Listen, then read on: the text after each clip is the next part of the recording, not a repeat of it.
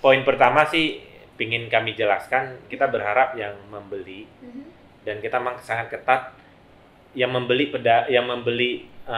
tempat berjualan di pasar adalah pedagang itu sendiri. Karena kenapa? Ya mereka yang berjualan gitu kan. Kita juga nggak mau hanya invest tapi tempat ini tidak terisi.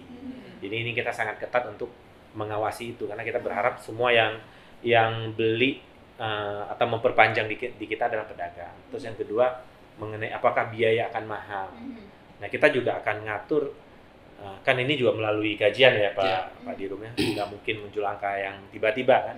Melalui kajian mempertimbangkan dari segala aspek, dari sisi pedagang kesanggupannya, dari sisi kita juga kan nggak mungkin bangun pasar tapi bukan nggak untung malah rugi gitu kan. Kan juga dipertimbangkan, nanti nggak ada investor nggak jadi pasar juga kan. Jadi mempertimbangkan dua hal ini, pedagang dan investor, muncullah angka tengah-tengahnya.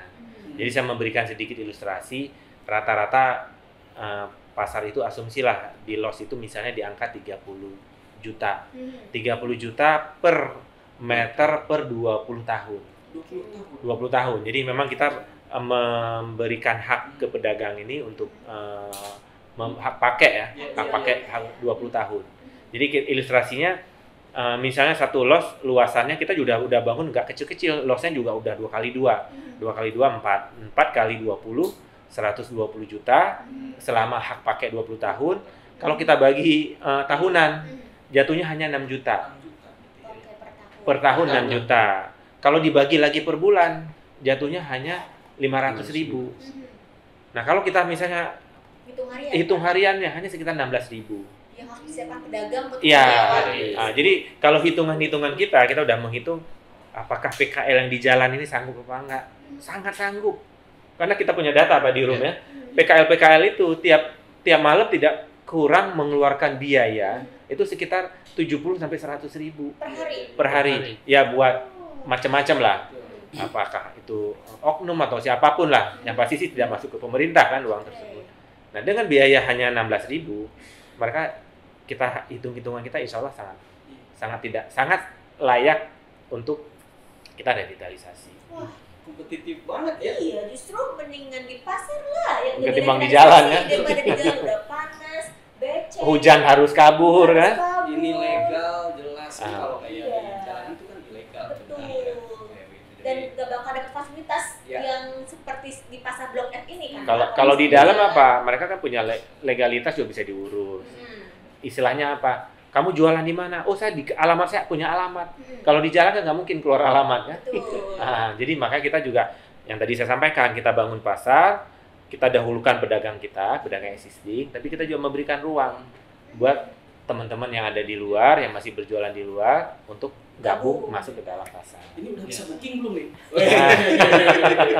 Jangan-jangan pengen langsung ngamanin tempat ya Pak ya? Udah, kita juga contoh Pak Dirum ya, di pasar Tanah Baru, kita bangun tempat yang tersedia hanya 135 lah kurang lebih. Tapi yang daftar kepingin jualan itu udah 300 lebih. Animo masyarakat memang luar biasa. Iya. Karena kenapa? Karena memang konsep Kota Bogor sekarang kan membangun pasar bukan hanya di pusat kota. Tapi kan yang tadi Pak Dirum ceritakan yang 6 pasar itu kan sebagian besar kan ada di pinggiran kota. Tujuannya apa? Biar masyarakat tidak semuanya harus ke tengah-tengah kota. Jadi Tanah Baru nanti yang mau belanja sayur, belanja apapun udah tersedia di sana. Yang di wilayah sana, masuk Bogor Utara Pak ya. Nah, terus yang Bogor Selatan di Pamoyanan, dan itu juga akan ada pasar. Jadi orang Pamoyanan segala macam dari sana nggak harus turun ke belanja lagi di pusat kota. Nah, jadi memang target kita selain karena faktor usia membangun pasar, kita pertimbangkan juga memang pasar juga semakin mendekat ke konsumen. Memberikan kemudahan ke masyarakat. Iya. Yang untuk berbelanja. Menarik banget. Cuma tadi yang Pak Diut sampaikan, di mana orang pada berbondong-bondong mau antri ya untuk nyewa tempat, tapi tetap diutamakan pedagang yang lama ya Pak. Ini takutnya pedagang lama khawatir nih, aduh nanti habis masih bisa jualan nggak? Takutnya kedua lain itu tetap kita tetap ya, pasar manapun yang kita bangun tetap prioritas pertama pedagang existing.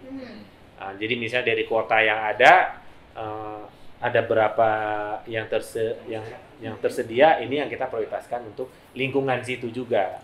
Jadi misalnya ada PKL bukan misalnya gini, lompatan dari daerah mana, enggak. Kita tetap PKL yang ada di sekeliling itu dulu yang kita akomodir. Karena kan tujuannya yang pasar hadir ya untuk membantu masyarakat yang ada di situ. Ya, Pak. Jadi adil di sini ya, Pak ya, dari segi penyediaan tempatnya juga diutamakan pedagang lama dulu, lalu pedagang di sekitar situ dulu, PKL di sekitar situ dulu, baru bisa kalau masih ada tempat mungkin baru bisa diopen ke yang lain, waktu yang lain. Nah, Pak mau nanya juga nih, mungkin para pedagang yang pasarnya dalam waktu dekat akan direvitalisasi, mau nanya gimana sih caranya supaya tadi mungkin siap-siap nyewa, siap-siap inilah booking tempat lah. Nah itu ke siapa sih kira-kira menghubunginya? Ya, sebelum kita lakukan revitalisasi ya, di masing-masing pasar itu kan banyak tuh. Pertama kita lakukan sosialisasi kepada para pedagang, kepada warga sekitar, bahkan kita sampaikan lewat alat atau media komunikasi yang lain begitu. Kemudian yang kedua, untuk mengetahui berapa jumlah pedagang di situ, kita lakukan registrasi ulang. Jadi pedagang-pedagang existing itu kita lakukan registrasi, mereka mendaftar ke petugas, adanya kita punya petugas registrasi di masing-masing unit pasar yang akan direvitalisasi, sehingga nanti bisa terdata berapa pedagang yang akan masuk gitu ya, berapa pedagang yang tidak bisa untuk berdagang kembali misalnya. Ini kan tergantung dari pedagang. Tetapi pada prinsipnya tadi disampaikan Pak Dirut, kita punya beberapa tipe pedagang yang akan masuk ke pasar yang setelah direvitalisasi. Yang jelas pertama kita utamakan pedagang existing ya. Pedagang existing pasar, yaitu pedagang yang sehari-harinya memang sudah berjualan dari tahun ke tahun di pasar itu. Pedagang lama ya? Pedagang lama. Kemudian yang kedua adalah pedagang yang mengontrak di pasar. Ada juga ya? Ada juga pedagang yang kontrak, yang pedagang lamanya tidak masuk, dikontrakan begitu. Yang ketiga baru kita open ke luar, pedagang baru gitu. Baik dari PKL atau dari pedagang-pedagang yang ingin masuk ke pasar kami gitu. Tapi tiga itu nanti yang akan menjadi penghuni pasar yang sudah direvitalisasi. Itu. Jadi sosialisasi sudah mulai kita sampaikan dari sekarang Iya, ya. betul. Sudah jalan. Jadi tim kita kan pertama mendata jumlah, istilahnya saya ceritain mau bangun pasar yang dilakukan awal apa? Mendata jumlah pedagang. Berapa pedagang, berapa yang pemilik kios segala macam, kan ada juga pemilik kios tapi kiosnya disewakan ke orang lain, yang kita datain ini siapa yang punya hak, siapa yang tidak punya hak. Terus kemudian setelah data ini terkumpul, kita verifikasi ulang lagi satu-satu, minat dari pedagang ini ada nggak untuk melanjutkan. Nah, kita juga punya data di awal kan. Nah, tapi pengalamannya ini udah lagi tim kalau lagi turun di beberapa, di pasar Jambu 2, di pasar Merdeka sama Sukasari. Ya pedagang kita semuanya pingin lanjut lagi. Karena kenapa? Ini kan fasilitas juga BUMD kan punya pemerintah ya. Ini fasilitas yang diberikan pemerintah. Pemerintah memberikan fasilitas kepada pedagang ya dengan harga juga yang sangat terjangkau, sisi keamanan, sisi kenyamanan yang lain juga diberikan juga sangat istilah totalitas lah dibandingkan dengan swasta. Dan kita ini bagian dari pemerintah kan. Nah, jadi rata-rata pedagang kita yang sudah berjualan, mereka akan ngambil kembali. Rata-rata pada minat justru. Pada minat, karena dengan harga yang kita patok juga tidak mahal. Iya, betul. Tidak hanya satu biasanya mereka ya, dari 2-3. Oh, jadi boleh ya lebih dari satu? Nah, kita batasi. Batasi, jadi istilahnya kalau di kita kan ada istilahnya pemegang kartu kuning, pemegang pedagang lama. Kalau misalnya sebelumnya dia punya 2 kios, ya kita tetap memberikan dia 2 kios. Tapi kita juga atur, ada di maksimal di kita maksimal orang boleh memiliki kios berapa banyak di satu pasar. Itu juga ada aturan. Kalau nggak jadi monopoli nanti kan. Takutnya nggak kebagian yang lain. Iya. Cuma tetap pedagang ini nggak perlu khawatir kehilangan lapaknya ya Pak ya. Setelah maksudnya masih bisa lanjut tadi masih, yang data tadi ya, kan. Betul. Ada proses, jadi nggak tiba-tiba direvitalisasi terus keluar, ternyata ada proses pendataan dulu Ada. dari Perumda. Dan sudah berjalan ya Pak ya. Udah, dan data itu kan melekat di kita kan. Data pedagang ini kan pedagang-pedagang lama yang udah berjualan bisa jadi udah puluhan tahun. Jadi memang di saat membangun pasar akan akan ada riak-riak itu. Tiba-tiba orang yang ngaku-ngaku punya pemegang hak segala macam kan. Nah, kita akan jaga ketat. Karena tetap prioritas pertama kan pedagang existing dulu dengan harga yang sangat spesial buat mereka. Baru nanti prioritas ke yang lain gitu. Istilahnya dapat prioritas utama ya, Iya. pedagang lama itu tetap. Oke. Saya nih ya. Oke, boleh Kang, silakan. Soalnya mumpung ingat ya saya. Tadi kan harganya segitu ya tadi Iya. kisaran 500-an ya. Iya. Ini ngomong-ngomong kan itu relatif ya Pak Dirut, harga segitu. Ini cara bayarnya gimana nih? Apa harus blok atau seperti apa ya? Apa dibantu juga dari Perumda Pasar nih untuk memfasilitasi pedagang? Nah, ini Gimana nih Pak Dirut? pertanyaan yang bagus nih. Jadi biar masyarakat juga tahu ya, para pedagang kita juga nggak cemas kan. Suara hati para pedagang. Cara bayarnya gimana? Cuma memang sebagian dari pedagang kita kan turun ke lapangan, ngecek, ngobrol dengan pedagang. Ternyata mereka juga dari beberapa tahun lalu udah mulai nabung. Karena keinginan mereka buat beli kios itu sangat tinggi. Karena udah tahu mereka kan pasar yang ada, pasar yang ya kurang nyaman lah, memang dibutuhin revitalisasi. Nah, tapi saya mau cerita lagi, kita kan bangun pasar, membuat TPS, tempat penampungan sementara. Nah, di tempat penampungan sementara ini kita tidak kenain biaya sewa. Oh, ketika ditampung di TPS itu mereka nggak nyewa ya? Yang kita bebankan hanya biaya, mungkin hanya sisi keamanan sama listrik aja, kebersihan ya. Servis cas aja. Servis cas aja, tapi sewa tidak. Tujuannya apa? Biar mereka bisa nabung. Nabung ketika pasarnya udah beres. Iya, jadi misalnya bulanan mereka yang tadinya harus bayar sewa misalnya 500.000, tidak perlu bayar. Tujuan kita nanti juga kita gandeng bank, apakah BJB, Mandiri, BRI dan lain-lain ya. Kita gandeng bank ini kerjasama. Nanti tiap apakah 3 hari atau seminggu sekali orang bank ini datang, Pak mau nabung berapa Pak? Oh ini saya ada duit 100.000, nggak apa-apa. Masuk ke rekening dia. Ada duit 200.000 masuk ke rekening dia. Tujuan apa? Tabungan ini untuk DP mereka beli kios. Persiapan ketika DP pasarnya sudah cantik Sudah- tadi ya, sudah direvitalisasi. Iya, jadi kan di TPS ini mereka mulai nabung nih harian atau bulanan. Yang harapan kita setahun kemudian pasar udah jadi, mereka udah punya ini dulu Pak, punya DP. Jadi misalnya kita gandeng dengan BJB. Beli kios kan tadi 120 juta. Harus ada DP dong, misalnya asumsilah 20%. Berarti 20% sekitar 20 berapa? 24 juta ya. Nah, 24 juta harus ada duit. Nah, berarti kan harus ada tabungan.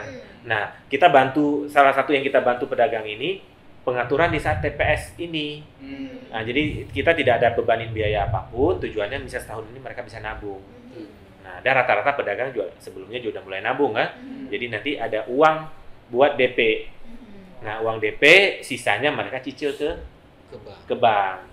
Nah, cicil ke bank juga ada program dari pemerintah. Apa tuh? Program KUR. Oh. Bunganya hanya 6% per tahun. Nah, jadi kan nggak ngitung kalau yang lain kan bunganya 15% lah, apalagi bicara rentenir bisa per bulan bisa sekian persen kan, ini hanya setahun 6%. Nah, jadi mereka cicil ke bank tersebut yang kita kerjasama, secara otomatis kan jadi kecil. Itu kira-kira. Tentang KUR ini udah dibahas ya Kang? Iya. Di podcast sebelumnya, Iya. episode 3. Iya. Saya lihat berarti itu di podcast sebelumnya ya. Iya, sama Bang BRI. Jadi Iya. banyak kemudahan Iya. ya Pak ya yang disediakan oleh Perumda PPJ Kota Bogor supaya para pedagang ini bisa tetap berdagang. Betul. Dari di TPS tuh udah nggak usah khawatir ada uang sewa ya Pak ya. Iya. Cukup tadi yang biaya listrik paling ya Pak Servis ya. cas aja yang kita Servis cas bebankan. aja. Ini bagian dari program kita membantu pedagang. Buat mereka per pasar jadi, mereka juga udah punya tabungan. Nah, nanti kita juga akan negosiasi dengan bank, apakah 10% DP-nya, apakah 20% kan? Iya. Nah, tadi kan saya menghitung coba 20%. Kalau mereka bisa nabung kan lumayan buat membantu DP mereka di bank. Oke. Berarti mudah ya Mudah. prosesnya juga. Dan tidak dipersulit pastinya untuk kemaslahatan pedagang juga. Iya. Gitu. Nah, Pak mau nanya lagi nih, kira-kira kalau pasar sudah direvitalisasi atau sudah dirombak kan biasanya berubah. Iya. Terus untuk pedagang lama bisa memilih mereka mau jualan di mana itu ada gimana sih cara-caranya? Penempatannya itu gimana gitu ya?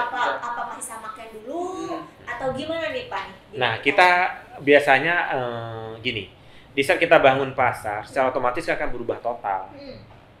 Berubah total tidak bisa lagi diraba-raba. Saya dulu kan di paling sini. Nah, kita nolkan semua. Kita nolkan dan biasanya kita lakukan pengundian. Diundi. Jadi biar rata adil. Jadi misalnya satu lantai ada 200 pedagang. 200 pedagang ini 200 yang udah daftar ke kita dapat nomor undian. Nah, kita transparan di situ dan tidak boleh ada permainan. Dan kita jamin ini tidak ada yang baik di PPJ, titipan tidak. Ya mau titipan siapapun kita udah kita abaikan. Jadi kita terbuka, transparan sama mereka lakukan pengundian. Misalnya yang dapat undian pertama dia boleh milih yang di mana. Dapat kedua seperti apa. Nah, ini dan nanti kita atur dan kita musyawarah dengan pedagang. Apakah metode ini sesuai dengan keinginan mereka ataupun ada syarat dan ketentuan lain. Biasanya sih kita terbuka dalam artian misalnya, oh Pak, karena ini awalnya mereka ada di bagian depan, kita memperbolehkan mereka juga yang bagian depan tetap mereka misalnya. Karena kan kita bangun pasar kan luasannya tidak semuanya sama. Ada yang 4 meter, ada yang 6 meter, ada juga di beberapa sampai 9 meter, ada juga yang di atas itu. Nah, secara otomatis juga tiap lokasi pasti juga ada harga-harga yang berbeda. Nah, ini juga mempengaruhi juga kan. Jadi intinya apapun yang kita lakukan, treatment kita nantinya kita tetap menggandeng pedagang itu untuk kita komunikasi. Ini, ingat lagi nih mumpung. Tadi kan kita lihat nih pedagang nih kayaknya aman lah gitu ya. Kita revitalisasi ini dijamin pedagang masih bisa eksis, malahan tambah enak. Nah, sekarang kira-kira nih Pak Dirut, kalau misalkan dari mulai revitalisasi sekarang dan pascanya juga, ini nih kan nih sahabat PPJ-nya juga nih pada nunggu-nunggu nih. Kira-kira kalau untuk di teman-teman PPJ-nya sendiri gimana nih nanti nih, misalkan untuk para pegawainya itu setelah revitalisasi kita bisa tambah mantap lah kayak gitu. Gimana tuh Pak Dirut kira-kira? Biar tenang juga gitu. Iya, yang pasti kan di saat kita membangun pasar ini pasti kan secara kenyamanan akan sedikit terganggu ya. Betul. Cash flow kita juga pasti akan keganggu. Karena kenapa? Tadinya kita punya pendapatan yang besar di satu pasar, proses pembangunan apakah setahun 2 tahun akan mempengaruhi. Nah, tapi kita juga sudah memperhitungkan masak-masak sumber pendapatan kita dari mana, bagaimana perusahaan ini harus bisa bertahan dalam waktu misalnya 2 tahun, sehingga keluar dari sini perusahaan kita juga akan jauh lebih sehat. Karena kenapa? Memang masa-masa sulit adalah masa-masa membangun. Karena kenapa yang tadi saya ceritain, kan pendapatan hilang. Nggak ada yang bayar sewa ya? Yang tidak ada bayar sewa segala macam kan pendapatan, misalnya contohnya pasar Merdeka. Bisa kita lakukan pembangunan, secara otomatis kan cost kita tetap sama, bisa jadi costnya akan naik karena membangun TPS dan lain-lain kan. Tetapi secara dari sisi pendapatan akan jauh menurun. Tapi ini adalah masa-masa sulit di kita. Nah, ini tapi kan dengan yang tadi Pak Dirum sampaikan, kita udah ngatur di rembis kan, jadi pasar ini turun, pasar ini ada yang naik. Kita misalnya di TU Kemang sekarang juga potensi udah mulai membagus kan. Jadi memang kita sudah atur, insya Allah dalam 2 tahun kita ya jadi kejepit dulu. Insya Allah setelah 2 tahun nantinya semua pasar yang ada kan jadi sumber pendapatan yang besar. Jadi itu strateginya kan? Ya, kita sudah menghitung semuanya. Insya Allah masih di titik 2 tahun ini aman. Berarti tenang sahabat, kita aman. Tetap berjalan, tetap ada. Ini podcast juga bakal ada mengedukasi para pedagang. Jadi memang podcast ini akan terus ada hal-hal begini harus kita kupas. Siap. Kupas biar tetap sharing, biar masyarakat terbantukan. Jadi tidak ada yang bingung, oh ini dibangun saya harus kemana. Dan dengan nonton podcast ini kan jelas. Betul. Oh ternyata yang biasa belanja di Jambu 2 tetap aja boleh belanja di Jambu 2. Pasar tetap ada. Pak, mengenai bicara soal TPS nih, biasanya lokasinya di mana sih? Nggak bakal jauh ya dari tempatnya? Iya, TPS kan sudah kita tentukan ya, titik-titiknya di mana sesuai dengan jumlah pedagang existing yang ada. Contoh misalnya di Sukasari akan kita bangun. TPS itu ada di depan, yang sekarang jadi halaman parkir, pasar itu masih dalam lingkup pasar itu. Jadi sebetulnya tidak jauh dari lokasi yang akan dibangun gitu. Cuma kita kasih batas saja nanti. Tadi disampaikan Pak Dirut, memang tidak akan senyaman ketika di kios atau los yang ada gitu. Tapi ya itulah kita coba lakukan karena TPS ini kan harus tetap ada ya. Jangan sampai nanti mau dibangun pasar TPS nggak ada, pelanggan mau kemana gitu. Nah itu sudah kita antisipasi, sudah kita perhitungkan matang. Ketika ada revitalisasi, TPS harus awal-awal kita siapkan dulu gitu. Itu masih di situ juga ya. Jadi tidak akan ketakutan pasar jadi nanti pedagang udah pindah karena dipindahin, enggak, kita akan tetap seputaran pasar itu.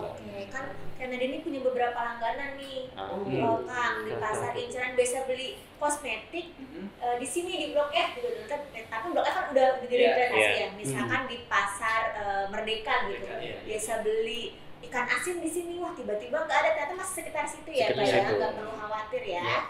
Oke.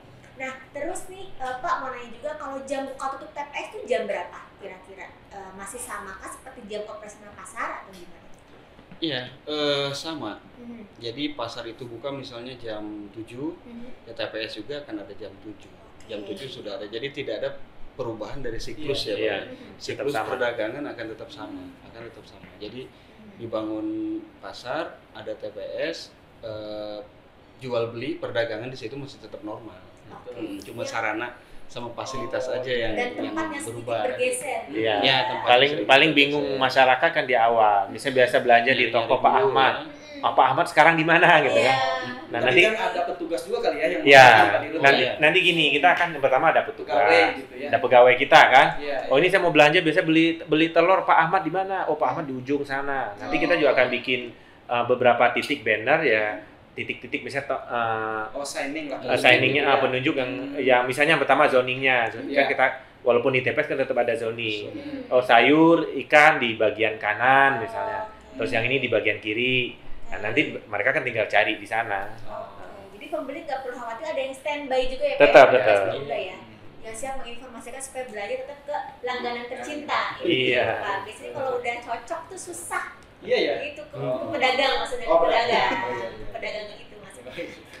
Oke. Suka canda malah. Bang mau nanya lagi nih, target secara keseluruhan Perumda nih, beres semua revitalisasi pasar di bawah naungan Perumda Pasar Pakuan Jaya Kota Bogor tuh kapan? Insya Allah. Ya memang dari kami direksi sedikit agak molor ya. Jadi pembangunannya agak molor karena kenapa? Memang pertama aset-aset kita yang ada sebelumnya kan banyak juga ada yang kasus hukum lah, masih ada sengketa masa lalu lah, yang ini kita harus rapikan, bereskan. Kan nggak bisa kita bangun pasar tapi aset tersebut masih aset sengketa, atau alas haknya belum ada, jadi memang butuh waktu. Jadi memang 3 tahun terakhir kami lebih banyak salah satu pekerjaannya mengurusin hal seperti itu. Tapi alhamdulillah di Oktober ini rasanya sih semuanya sudah clear ya. Dari sisi kasus hukum sudah selesai, dari sisi penyertaan modal pemerintah ke kita juga sudah selesai, terus dari sisi alas hak juga sudah selesai. Nah ini baru kita bisa action. Ya memang kalau misalnya setahun 2 tahun lalu bisa kita eksekusi, ya mungkin waktu kami kan masih lebih leluasa. Tapi kan kita juga tidak ada telat dalam hidup gitu kan. Waktu yang ada ini yang kita optimalkan. Jadi memang kita juga butuh minta dukungan semuanya, baik dari teman-teman Perumda, karyawan kita, pedagang, masyarakat, untuk mendukung program ini. Pasti didukung sih demi kenyamanan semuanya ya. Oke. Terus nih Pak Dirut, dari sekian banyak pasar yang direvitalisasi, ada nggak sih jadi top priority atau inilah prioritas utama dari sekian pasar tuh ada nggak? Ya. Pertama yang sudah kita lakukan ya proses pelelangannya itu adalah tanah baru. Kita kan ada 2 ya Pak Dirut. Yang pertama adalah pasar yang direvitalisasi dengan menggunakan anggaran penyertaan modal. Ini ada 3 pasar, Tanah Baru, Pamoyanan, sama Pada Suka. Nah, kemudian yang kedua ada pasar-pasar yang akan kami revitalisasi, ini menggunakan anggaran dari investor. Kami harus cari investornya kan, dengan beauty contest dan proses-proses yang lain. Itu ada 4 pasar. ada Sukasari, ada Merdeka, Plaza dan Pasar Bogor, kemudian Jambu satu Dua. lagi Jambu Dua. Nah, pasar-pasar ini di 2022 ini sudah kita mulai prosesnya ya, proses persiapan beauty contest, kemudian perapihan alas hak tadi, aset dan sebagainya itu. Nah, kita kejar di 2022. Mudah-mudahan di 2023 ini sudah kelar ya. Sudah kita lakukan revitalisasi. Memang ya kalau bicara masalah alas hak atau administratif yang melibatkan instansi lain itu tidak mudah juga ya berarti Pak Dirut ya. Gitu. Lumayan menyita waktu juga. Oh iya. Iya. Tapi mudah-mudahan lancar ya Pak ya. Amin. Dan yang tadi saya sampaikan, emang titiknya di Oktober ini rasanya semuanya udah clear ya. Betul. Tinggal kita mulai action. Jadi yang tadi Pak Dirut sampaikan, yang membangun pasar menggunakan dana PMP jalan, yang menggunakan investor juga jalan. Jadi memang pasar-pasar besar yang kita bangun, ya memang kita lebih gandeng investor. Karena jadi pasar, saya cerita juga ya, jadi 4 pasar, 3 pasar yang akan kita bangun ini kurang rata-rata antara 60 sampai 100 miliar per tahun. Per pasar. Nah, kalau yang paling besar itu nanti di Pasar Bogor dan Plaza Bogor. Ini kurang lebih bisa sampai 500-600 miliar untuk proses membangun satu kawasan pasar tersebut. Kayaknya bakal megah banget itu dengan dana yang sekian besar, jadi nggak sabar dengan Pasar Bogor dengan wajah yang baru. Nah Pak, mau nanya lagi dari segi pedagang, di sisi pedagang, kira-kira ada perbedaan nggak sih yang akan mereka rasakan kalau pasar mereka direvitalisasi sama pemerintah sama investor? Apa sama aja? Iya, sebetulnya sama aja. Karena kalau dibangun pemerintah memang dari sisi pasar itu pasar kecil. Jadi rata-rata memang luasannya juga tidak terlalu luas, rata-rata 2.000-3.000 meter gitu kan. Tapi dengan konsep yang ada juga sama. Jadi mereka juga tetap bayar bayar service charge juga, bayar sewa juga gitu kan. Tetap sama. Perlakuan kita sama dan dari sisi tarif juga sama. Oke, jadi nggak perlu khawatir ya Pak Yap, ada iya. perbedaan ya. Yang penting malah lebih nyaman intinya. Betul. Gitu. Mungkin hanya perbedaan anggaran aja lah ya. Iya, Sumbernya anggaran. ya. Karena begini, kita juga anggaran kan terbatas juga. Betul. Apakah itu bantuan dari kementerian ataupun penyertaan modal dari pemerintah daerah kan ke kita. Jadi kalau membangun pasar misalnya butuh 100 miliar.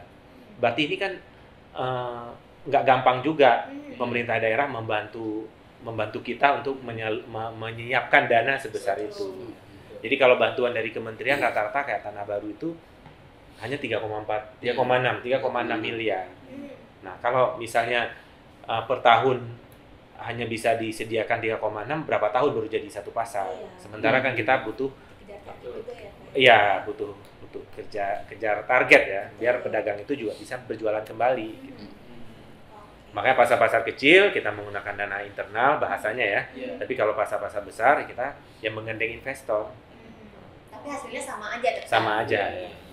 Berarti pemerintah juga turut terbantu juga ya Pak? Oh, sangat terbantu. Jadi tidak perlu menyiapkan dana anggaran yang anggaran besar gitu. Iya. Sementara nanti kan kontribusinya buat pemerintah daerah Iya. juga ya. Jadi saling bersinergi, semua Iya, pihak iya. terlibat di sini ya, Iya. Pak ya. Dari pemerintah, swasta, masyarakat, pedagang, semuanya untuk kesuksesan dan kenyamanan pasar itu sendiri. Iya. Nah, oke, terakhir nih harapan dari Pak Dirut terkait adanya revitalisasi pasar ini seperti apa sih? Boleh disampaikan dari Pak Dirut dulu. Ya, yang pasti ya pertama kita minta maaf ke pedagang dan masyarakat. Pasti selama proses revitalisasi kan akan sedikit keganggu ya. Jadi mereka biasanya lebih nyaman misalnya di satu pasar kan akan keganggu 1 tahun. Tapi insya Allah setelah itu kan akan menikmati juga kan, menikmati hasil yang terbaik yang kita bisa Perumda Pasar Pakuan Jaya berikan buat pedagang dan masyarakat.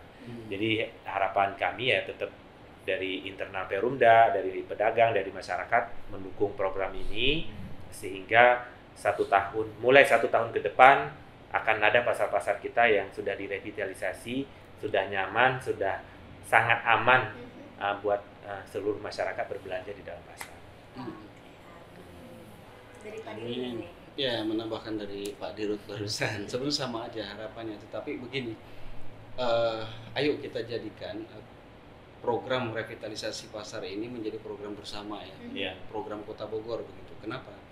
Karena kita lakukan ini sendiri tanpa ada dukungan dari pemerintah kota, tanpa ada dukungan dari dinas terkait, tanpa ada dukungan dari para pedagang sekalipun begitu ya, dan para pegawai kami, ini nggak akan bisa berjalan program ini. Nah, oleh karena itu, ayo mari kita sama-sama bekerja sama ya, saling sinergi untuk menciptakan bahwa kita perbaiki pasar ke depan. Manfaatnya akan sangat besar, tidak hanya pelayanan kepada pedagang ya, tetapi ini akan merubah tata muka atau wajah Kota Bogor ke depannya. Yang dulu pasar dengan image becek, kumuh dan lain-lain itu, tapi ke depan ini pasar, harapan kita bersama menjadi pasar yang bersih, nyaman untuk dikunjungi, proses pelayanan meningkat ya, para pedagangnya juga sejahtera, makmur gitu ya, dan para pedagang, para pegawai pasar juga dari sisi tingkat pelayanan akan lebih baik kepada para pedagang. Nah, itu harapan-harapan yang kami bangun ya ke depan. Ya. Intinya semuanya tetap dari Perumda minta support, minta dukungan dari pedagang itu sendiri, masyarakat, dinas terkait untuk kemajuan dari perekonomian warga juga ya Kang ya, pedagang semua itu untuk kebaikan bersama dan mengubah wajah pasar jadi lebih modern, jadi semua pasar yang inklusif buat semuanya. Kalau minat sebelum ditutup, kalau tadi dari Pak Dirut, boleh nggak nih saya ada pantun? Ini setuju nggak nih kira-kira? Setuju, dari tadi kita mau ada pantun. Kalau Pak Acep paling top kalau ada pantunnya. Menantikan pantun dari Pak Acep. Ke pasar membeli dasi. Cakep. Jangan lupa membeli semir untuk kita. Kalau pasar sudah direvitalisasi, cakep. Pedagang nyaman, pegawai tambah sejahtera. Iya enggak? Setuju banget. Benar kata Pak Acep, mudah-mudahan segera beres semuanya, sejahtera semuanya ya. Oke, dengan adanya pantun dari Kang Acep, kalau gitu kita tutup nih Kang obrolan bareng Pak Dirut dan Pak Dirut. Terima kasih Pak Dirut, Pak Dirut udah hadir, udah sharing tentang revitalisasi pasar. Mudah-mudahan terbantu nih 14.000 pedagang di bawah naungan Perumda Pasar Pakuan Jaya Kota Bogor. Assalamualaikum warahmatullahi wabarakatuh. Saya Muzakir, Dirut Perumda Pasar Pakuan Jaya. Untuk sahabat PPJ semua, kami mengajak untuk selalu nonton channel YouTube sahabat PPJ yang selalu mengulas berbagai hal yang berhubungan dengan pasar, revitalisasi, permasalahan, harga, dan lain-lain. Semuanya akan ada di podcast kita. Selalu nonton dan jangan lupa like, subscribe, dan share informasi penting ini. Terima kasih. Assalamualaikum warahmatullahi wabarakatuh. Saya Nadia, pamit undur diri bersama co-host saya Cep Hilman. Ada Pak Dirut juga yang undur diri ya, sama Pak Dirut. Kita ketemu lagi di podcast Sahabat Perumda PPJ Kota Bogor episode selanjutnya. Jangan lupa share, like, komen, dan subscribe ya.